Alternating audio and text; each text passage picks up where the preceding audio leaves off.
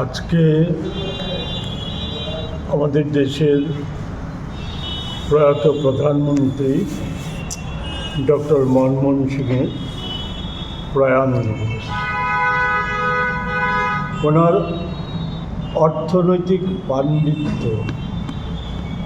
নিয়ে সারা বিশ্ববাসী অবগত আছে। আমার এই সম্পর্কে রাজ্যবাসীকে নতুন করে অবহিত করার কিছু নেই।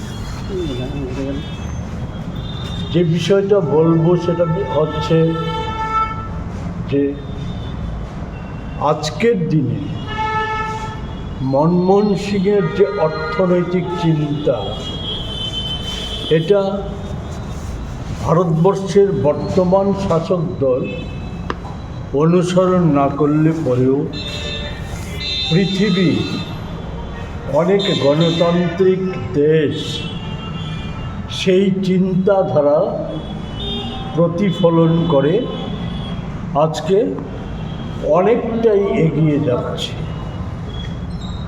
সেই বিষয়টা খুব সংক্ষেপে, অতি সংক্ষেপে যেটা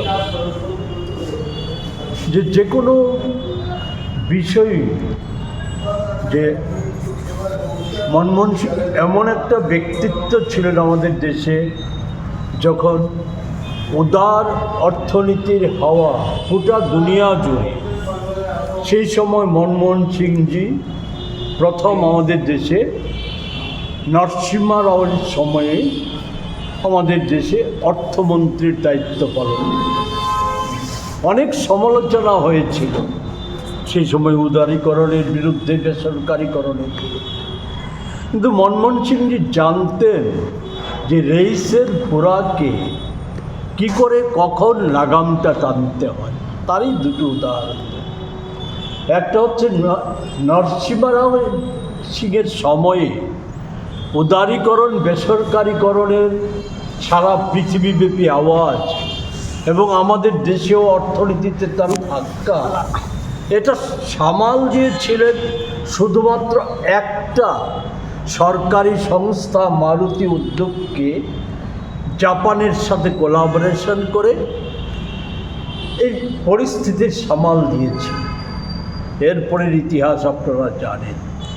আবার মনমোহন সিংজি যখন সোনিয়া গান্ধীর আবেদনে সাড়া দিয়ে ভারতবর্ষের প্রধানমন্ত্রীর দায়িত্ব পালন করেন, সেই সময়ে 10 বছরে উদারীকরণ, বেসরকারীকরণের প্রচেষ্টা ছিল, কিন্তু এমন কোনো ক্ষেত্র ছিল না, রাষ্ট্রীয় ক্ষেত্র ছিল না যেগুলিকে সম্পূর্ণভাবে বেসরকারীকরণ করা বা বিক্রি করে দেওয়ার মতো, কর্পোরেটদের হাতে তুলে দেওয়ার মতো ঘটনা সংঘটিত হয়েছে।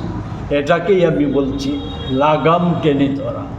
এবং এটাতে কতটা সফল হয়েছিল, 8 সালে পৃথিবীময় আর্থিক সংকট, খুদ আমেরিকায় লকআউট, লে অফ, এই সমস্ত যখন চলছিল,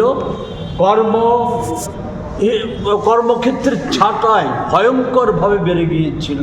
আর মনমোহন সিং তার ধীরতা, সেই ধীরতায় আমাদের দেশে নতুন নতুন কর্মসংস্থান সৃষ্টিতে বিদেশি বিনিয়োগকারীদেরকে আগ্রহ করে তুলেছিল আমাদের দেশে শিল্প কলকারখানা করে তোলার জন্য। এবং জানেন আপনারা, আমাদের দেশে বেকারিত্বের হার সর্বকালীন সেই সময় রেকর্ড 5.1% নামিয়ে এনেছে। আজকে সেই জায়গায় দাঁড়িয়ে, আজকের যে অবস্থা, সেই অবস্থায় দাঁড়িয়ে শুধু একথাটাই বলবো যে আজকে যারা মনমোহন সিংজিকে নস্যাৎ করে দিতে চাইছে, এই সময়ে আমরা যদি যে মনমোহন সিংয়ের প্রবর্তিত পথ, সেই পথকে যদি আমরা ধরে রাখতে পারছি না, সরকার দিচ্ছে না, সেটা জানেন আপনারা, কথা বাড়াচ্ছি না। রেগা, যেটা মনমোহন সিংজির, সোনিয়া গান্ধীর অনুপ্রেরণায় মনমোহন সিংজির যে অন্যতম শ্রেষ্ঠ অবদান এদেশের ক্ষেত্রে, একেও তুলে দেওয়ার প্রচেষ্টা শুরু হয়েছে। এই জায়গায় স্মরণ শুধু আনুষ্ঠানিকভাবে না, আমরা মনমোহন সিংকে জীবিত রাখবো আমাদের লড়াই আন্দোলনের মধ্য দিয়ে ভারতবর্ষের এই দৈন্যতা দুর্দশা দূরীকরণের লক্ষ্যে যে আমাদের যে সংগ্রাম, সেই সংগ্রামকে শক্তিশালী করার মধ্য দিয়ে।